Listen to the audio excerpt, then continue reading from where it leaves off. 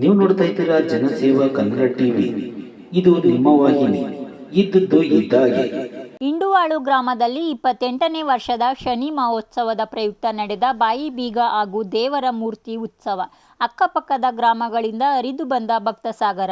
ದೇವರ ದರ್ಶನ ಪಡೆದು ಉತ್ಸವದಲ್ಲಿ ಪಾಲ್ಗೊಂಡು ದೇವರ ಕೃಪೆಗೆ ಪಾತ್ರರಾದ ಭಕ್ತಾದಿಗಳು.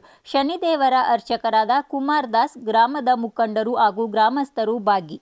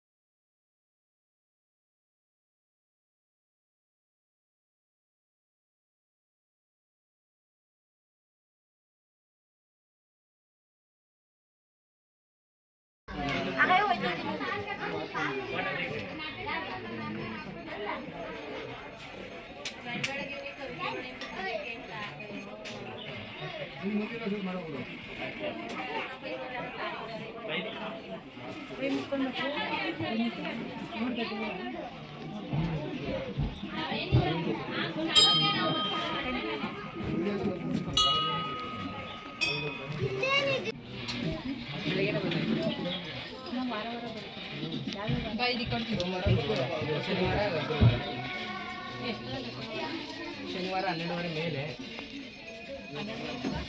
12:30 4 ಗಂಟೆ ಇದೆ.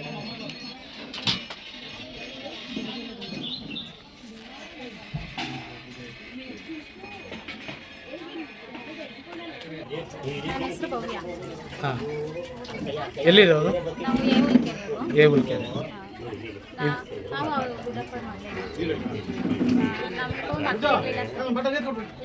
ಒಂದು 5 ವರ್ಷ ಮಕ್ಕಳಿರ್ಲಿಲ್ಲ.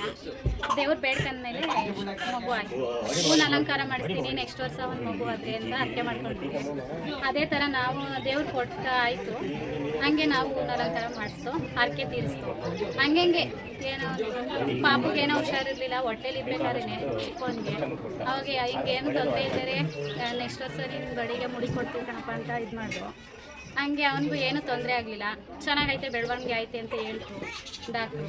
ಹಂಗಾಗಿ ಪಾಪುನು ಚೆನ್ನಾಗೈತೆ. ಇವಾಗ ಅವ್ರು ಆಲೇ ದೊಡ್ಡವ್ರು ಆಗೋರು. ಆಲೇ ಒಂದು 15 ವರ್ಷ ದೊಡ್ಡವನಿಗೆ, ಚಿಕ್ಕವನಿಗೆ 13 ವರ್ಷ. ಅದು ಇದು ಅಂತ ಬಂದಾಗ ನಾವು ಬರೀ ನೆನೆಸ್ಕೊಳ್ಳೋದಷ್ಟೇ, ಅದು ತಕ್ಷಣದಲ್ಲೇ ಈಡೇರುತ್ತೆ. ಆಮೇಲೆ ಇನ್ನೊಂದು ಬೇಡಿಕೆ ಅಂತ ಬಂದಾಗ ಹಣಕಾಸಾಗಲಿ, ಒಡವೆ ವಸ್ತ್ರ ಆಗಲಿ, ಇನ್ನೊಂದು ಮತ್ತೊಂದು ಕೇಳಲ್ಲ. ನನ್ನಪ್ಪನಿಗೆ ಬೇಕಾಗಿರೋದೇನು ತುಳಸಿ ಮಾಲೆ, ಅದೊಂದನ್ನೇ ಕೇಳೋದು. ಇಡೀ ವರ್ಷ ಕೂಡ ಅದ್ಭುತವಾಗಿ ಇಲ್ಲಿ ಆಚರಣೆ ಆಗುತ್ತೆ ಈ ಹಬ್ಬ.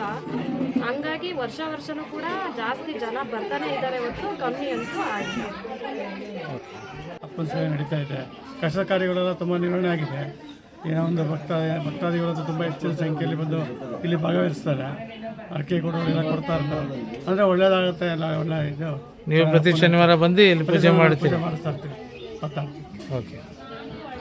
ಸಬ್ಸ್ಕ್ರೈಬ್ ಬಟನ್ ಮೇಲೆ ಕ್ಲಿಕ್ ಮಾಡಿ ಹಾಗೂ ನಮ್ಮ ಹೊಸ ವಿಡಿಯೋ ನೋಟಿಫಿಕೇಷನ್ಗೋಸ್ಕರ ಪಕ್ಕದಲ್ಲಿ ಕಾಣುವ ಬೆಲ್ ಬಟನ್ ಮೇಲೆ ಕ್ಲಿಕ್ ಮಾಡಿ ಹಾಗೂ ಲೈಕ್ ಮಾಡಿ, ಶೇರ್ ಮಾಡಿ, ಕಮೆಂಟ್ ಮಾಡಿ.